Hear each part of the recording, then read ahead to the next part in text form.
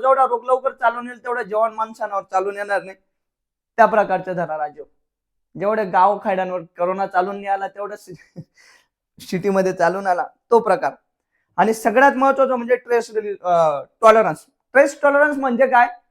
Trace tolerance म्हणजे जे climatic condition आपल्याकडे बदलतात, म्हणजे एकदमच थंडी येईल, एकदमच गरमी होईल, एकदमच पाऊस सुरू होईल, तर अशा ट्रेसमध्ये झाडाला त्याची प्रतिकार क्षमता टिकून ठेवण्यासाठी टॉनिक काम करत असतात.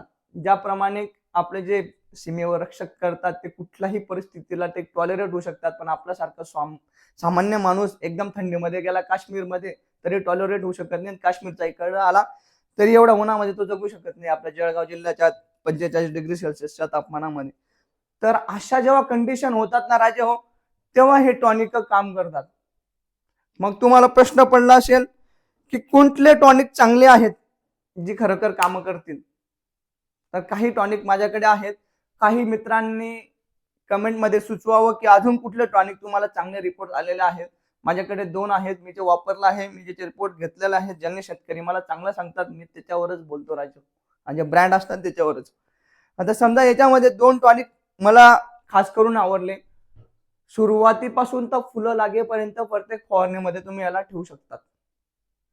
इसाबिऑन 62.5% प्युअर अॅमिनो ऍसिड आहे, प्युअर. ज्यांनी वापरले असेल त्यांनी याचे रिपोर्ट कमेंट मध्ये सांगा.